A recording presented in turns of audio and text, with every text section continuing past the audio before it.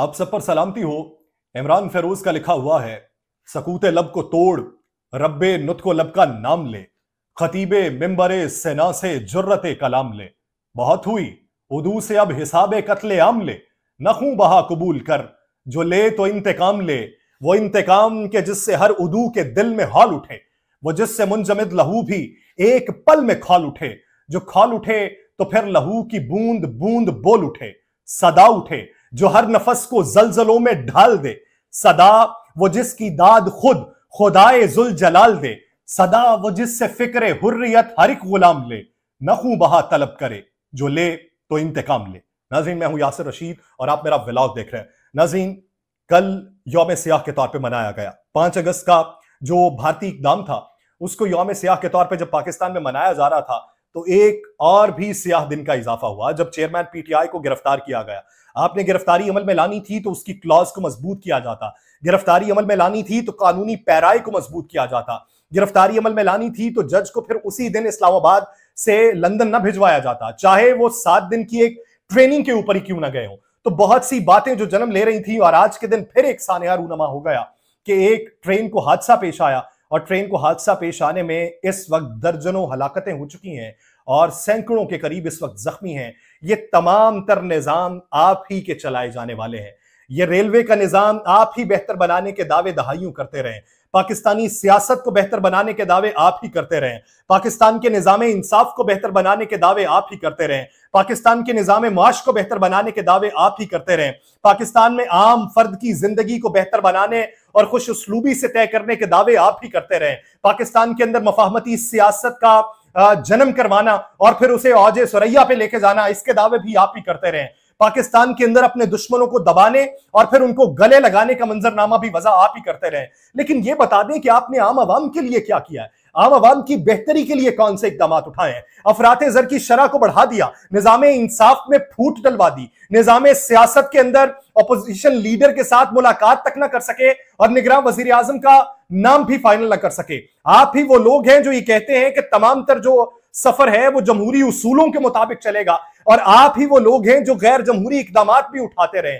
पाकिस्तान के अंदर एक वक्त में लोग ये समझना शुरू हो गए थे कि हम बैनुल अक़वामी सियासत की तर्ज के ऊपर पाकिस्तान की सियासत में आगे बढ़ सकते हैं, हम दुनिया का मुकाबला कर सकते हैं, चाहे वो किसी टेक्नोलॉजी के अंदर हो, चाहे वो एक्सपोर्ट की मद में हो, चाहे वो दीगर मनाजिर में हो। लेकिन पाकिस्तान में जिस हद तक आपने अबतरी का मंजरनामा रोशन कर दिया है, लोग सवाल उठाते हैं कि क्या किसी जेल के अंदर आपने असीरी का वक्त गुजारा हो तो अपने मुखालिफ को उसी जेल में रखने के लिए आप तमाम तर इकदाम उठा लेंगे, आप सिर्फ उससे बदला लेने के लिए उसी बैरक में रखवाएंगे जिस बैरक में आपने वक्त गुजारा हो। तो हुजूरे वाला, आपने अच्छी क्लास में वक्त गुजारा था, उसे सी क्लास में रखा गया, आपको तमाम तर सहूलियात और दी गई थी, उसको कम तर सहूलियात दी गई हैं। आपका केस और था जो अरबों रुपए पर मुहित था और उसका केस और है जो करोड़ों रुपए पर मुहित है और वो भी वो कि गोश्तवारों के अंदर उसको शो नहीं किया गया। तो सवाल ये बनता है कि मरियम नवाज साहिबा ने मंसूर अली खान के साथ एक पॉडकास्ट किया था और उसके अंदर यह बात की गई थी, मंसूर अली खान से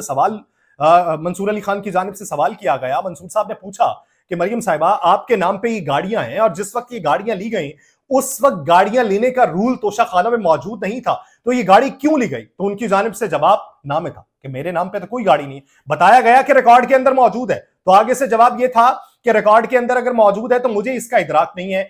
तो बताया गया कि ये गाड़ी आपने जो वहां से ली है, ये खिलाफे कानून आपने तोशाखाना से गाड़ी निकलवाई है, इसका हिसाब कौन देगा जो आपकी डिक्लेरेशन के अंदर भी मौजूद नहीं है। चेयरमैन पीटीआई का केस भी सेम इसी तरह का है। चेयरमैन पीटीआई का केस ये नहीं है कि तोहफा लिया और उसे बेच दिया गया, उनका केस ये है कि तोहफा जो लिया है वो साल के आखिर में जो गोशवारे जमा करवाए जाते हैं उनके अंदर उसे जाहिर नहीं किया गया। अगर उसे बेच दिया गया है तो उसे उसके अंदर जाहिर नहीं किया गया और कैश की जो रकम है उसका टैक्स भी अदा किया गया। ये चीजें, ये बिल्कुल हल्का सा मामला है और उधर पूरी की पूरी गाड़ी गई हुई है और गाड़ी का कहीं पर रिकॉर्ड मौजूद नहीं है। अगर ये केस इसी की मुनासबत से तमाम अफराद के ऊपर खुले, तोशाखाना का पूरा रिकॉर्ड जो पब्लिक है वो पब्लिक रिकॉर्ड में से तमाम तर तफसीलात निकलवाई जाए कि जब ये रिकॉर्ड पब्लिक हुआ था उससे 2 दिन पहले तक किन किन शख्सियात ने ये तमाम तर चीजें जो यहां से ली हुई थी अपने गोशवारों में डिक्लेयर की हैं या नहीं की, तो आपको कोई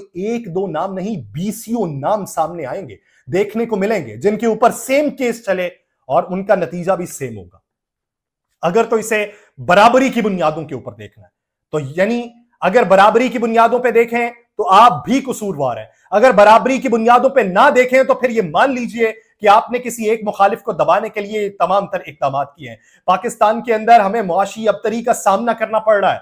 आपका मुखालिफ इस वक्त अगर जेल के अंदर मौजूद है तो यह बताइए कि क्या आपके टर्नआउट में इजाफा हो जाएगा? यह बताइए कि आपके वोट बैंक में इजाफा हो जाएगा? यह बताइए कि क्या नए नए उम्मीदवार आपको मिल जाएंगे? अगर आपकी किसी जगह पे डील हो चुकी है और आप खड़े होकर बात करते हैं कि अगले वजीर आजम मियां मोहम्मद नवाज शरीफ होंगे, तो यह बताइए कि मुल्क के अंदर जो दीगर जमातें वजीर आजमशिप की उम्मीदवार लेके बैठी हुई हैं वो कहां पे जाएंगी? वो क्यों नहीं बोल रही? अगर आप सिर्फ और सिर्फ इस बात के ऊपर बोल रहे हैं कि हमने काम किए, अगर आपने काम किए हैं तो फिर उनकी बुनियाद पे बोलिए। अगर काम किए हैं तो अवाम को गिनवा दीजिए कि इस 1.5 साल के अंदर आपने क्या काम किया है। अफराते ज़र की शरह में आपने इजाफा कर दिया है, पाकिस्तान के अंदर बेरोजगारी में आपने इजाफा कर दिया है, पाकिस्तान के अंदर स्टेट बैंक के ज़खायर में कमी वाक़ई हो गई है, पाकिस्तान के अंदर डॉलर की कीमत में इजाफा हो गया, पाकिस्तान के अंदर पेट्रोल की कीमत तारीख की बुलंद तरीन सतह पे पहुंच चुकी है, पाकिस्तान के अंदर सोने की कीमतों में होशरुबा इजाफा हो चुका है, पाकिस्तान के अंदर मुआशी अबतरी इस हद तक जन्म ले चुकी है कि छोटे कारोबार वाला भी समझता है कि शायद मैं अपना कारोबार नहीं चला पाऊंगा। पाकिस्तान से अपनी सरमायाकारी बैरून मुमालिक मुंतकिल हो रही है और उधर सिपह सालार सिर्फ बैठे हुए हैं। वो बैरूनी सरमायाकारी को पाकिस्तान में लाने की तगदो कर रहे हैं। सिपह सालार यूएई को रागिब कर रहे हैं कि वो पाकिस्तान में आए, वो दीगर मुमालिक को रागिब कर रहे हैं कि रेकॉर्डिंग के मंसूबों को चलाया जाए, वो सारी तगदो कर रहे हैं। आपने क्या किया?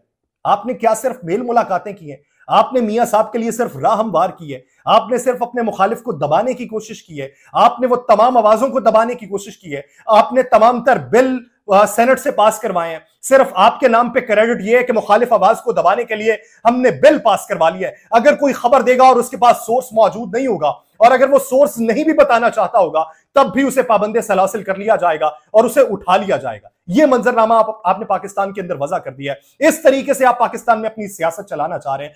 आज सेनेट के अंदर से भी आर्मी एक्ट का जो बिल था वो बाकायदा पास हो चुका है और वो कानून की शक्ल इख्तियार कर चुका है।